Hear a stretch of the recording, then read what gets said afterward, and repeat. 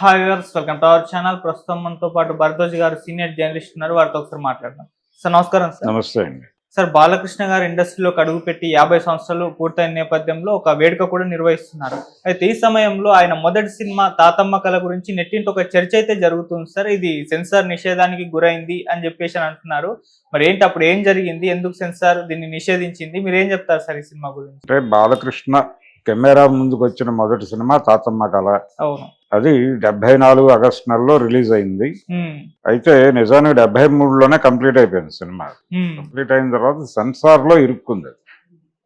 ఇరుక్కుని final గా కొన్ని cuts తో అంగీకరించాడు. కొన్ని కట్స్ తో ఓకే అనుకున్నారు, సినిమాని రిలీజ్ చేశారు.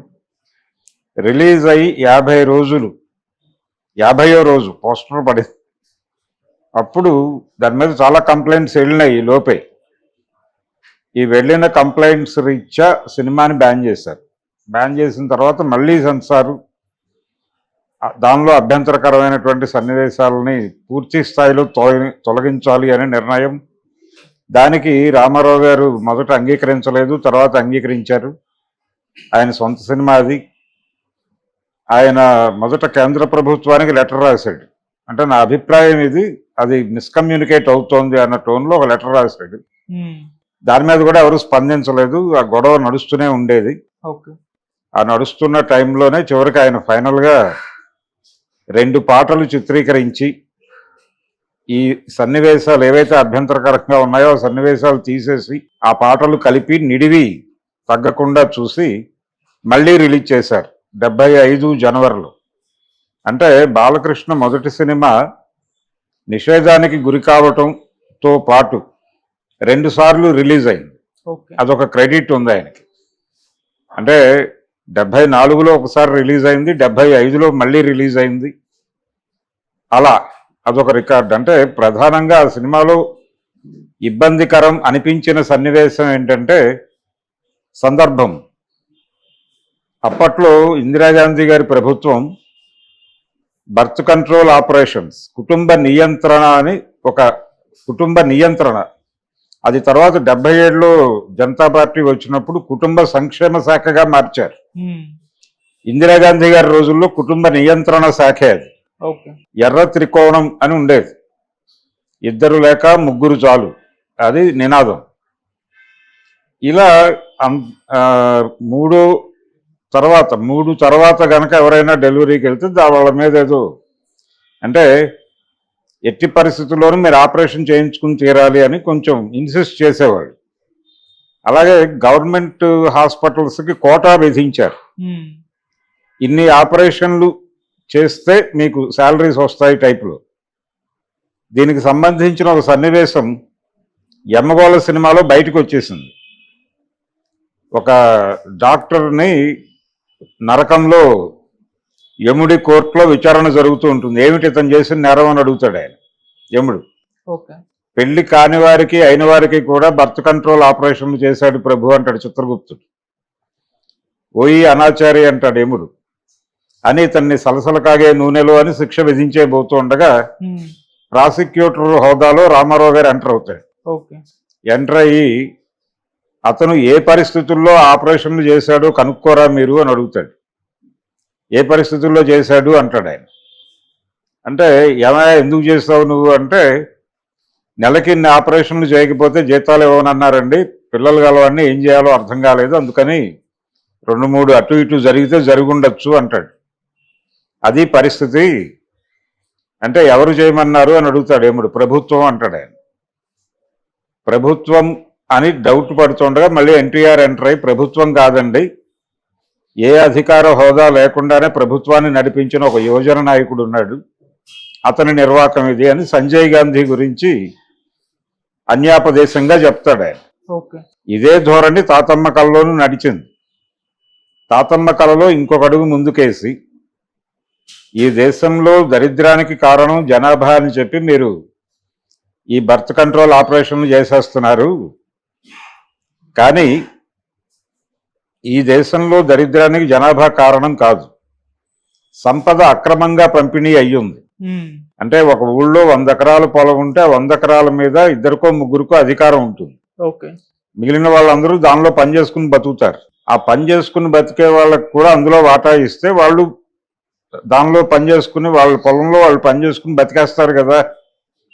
మీరు ఇచ్చే కూలి డబ్బుల మీద బతకాల్సి వస్తుంది. వాళ్ళకి ఎక్కువ మంది పిల్లలు పుడితే వాళ్ళు ఆ పిల్లల్ని పెంచడం ఇబ్బంది అయిపోతుంది కాబట్టి దరిద్రం పెరిగి మీ మీద కోపం పెరుగుతుంది. అందుకని ఇది ఎక్కడ వర్గ పోరాటంగా మారుతుందో అని మీరు దాన్ని కంట్రోల్ చేయడానికి పిల్లలు పుట్టకుండా ఆపరేషన్లు చేయించుకోమని చెప్పి బలవంతంగా ఆపరేషన్లు చేసేస్తున్నారు. ఓకే, ఇది కారణం అని ఎస్టాబ్లిష్ చేస్తూ ఒక 2-3 సీన్స్ ఉన్నాయి దానిలో. అది అభ్యంతరకరం. అందులో పైగా భానుమతి క్యారెక్టర్తో ఒక డైలాగ్ పెట్టాడు ఆయన. మేము కంటాం, మేము అంటే ఇప్పుడు ఆయన కంపారిజన్ కూడా తీసుకొస్తాడు. గాంధీ వాళ్ళ తల్లికి ఎన్నో కొడుకు, అంబేద్కర్ వారి తల్లికి ఎన్నో కుమారుడు, ఇలా పెట్టి నువ్వు చెప్పిన పద్ధతిలో ఒకళ్ళకో ఇద్దరికో ఆపరేషన్లు చేస్తే వీళ్ళందరూ పుట్టేవాళ్ళ లాంటి లాజిక్లు కూడా నడుస్తాయి ఆ సినిమాలు. ఓకే, ఇవన్నీ టోటల్గా అభ్యంతరకరం అని అప్పుడు ముందు సెన్సార్లో గొడవయ్యే సినిమాని రిలీజ్ చేసుకున్నాడు ఆయన. రిలీజ్ అయిన తర్వాత మళ్ళీ వివాదం రేగింది. వివాదం రేగి ఇది పూర్తిగా కట్ చేయలేదు, మినిమం అంటే కొన్ని డైలాగ్స్ మాత్రమే తీసేసి సినిమా రిలీజ్ చేశారు. ఇది కరెక్ట్ కాదు. ఇప్పటికీ కేంద్ర ప్రభుత్వ విధానాన్ని విమర్శిస్తూ ఇందులో కంటెంట్ ఉంది అని కంప్లైంట్లు వెళ్ళినాయి. ఆ కంప్లైంట్ల మీద స్పందిస్తూ బ్యాన్ చేశారు సినిమాని 74లో. బ్యాన్ చేసిన తర్వాత ఆయన పోరాటం ఆయన చేసి ఫైనల్గా వదిలేసుకున్నాడు. అలా 2-3 సినిమాలు కనిపిస్తాయి ఆయన చరిత్రలో. ఆ సినిమా, దానికి ముందు ఆయన 200లో సినిమా కోడలు దిద్దిన కాపురం కూడా సెన్సార్ యుద్ధం చేసే తెచ్చుకున్నాడు ఆయన. ఓకే, అయితే అప్పుడు పెద్దగా కట్స్ పడలేదు, అప్పుడు మామూలుగానే వదిలేశారు. దానిలో ఏం చేశాడంటే ఆయన పుట్టపర్తి సాయిబాబా మీద దాడి చేశాడు. పుట్టపర్తి సాయిబాబాది మోసం అనే పద్ధతిలో సినిమా ఎస్టాబ్లిష్ చేశాడు. దాని మీద సాయిబాబా భక్తులు అటాక్ చేశారు ఆ సినిమాని. అటాక్ చేస్తే ఆయన పద్ధతిలో కోర్టులో యుద్ధం చేసి తెచ్చుకున్నాడు నరసరాజు గారి సహకారంతో. డివి నరసరాజు గారి ఐడియా ఏంటంటే, అది ఏ ఉద్దేశంతో మీరు ఆ క్యారెక్టర్ని, సచ్చిదానంద అనో క్యారెక్టర్ ఉంటుంది అందులో, సత్యనారాయణ చేశాడు. అది సాయిబాబాని పోలి ఉంది అనేది వాళ్ళ అభ్యంతరం. ఎలా మీరు సాయిబాబాని పోలి ఉంది పాత్ర అని చెప్తున్నారు అని అడిగాడు. అడిగితే వాళ్ళేం చెప్పారు, ఇది ఆయన హెయిర్ స్టైల్ అలా ఉంది అని. హెయిర్ స్టైల్ అలా ఉంది అని ఎలా చెప్తారు, అది మాయల పక్కీర్ విగ్గు మేము వాడింది. మాయల పక్కీర్ హెయిర్ స్టైల్కి సాయిబాబా గారి హెయిర్ స్టైల్కి ఏమైనా పోలిక ఉందేమో మాకు తెలియదు. మేమైతే ఈ వాడిన విగ్గు మాయల పక్కీర్ విగ్గు, జనరల్గా అన్ని సినిమాల్లోనూ వాడేదే, మేము కూడా రెంట్ కట్టి తెచ్చుకున్నదే అని అవన్నీ సమర్పించి ఫైనల్గా వాళ్ళు సర్టిఫికేట్ తెచ్చుకుని సినిమాని రిలీజ్ చేసుకున్నారు.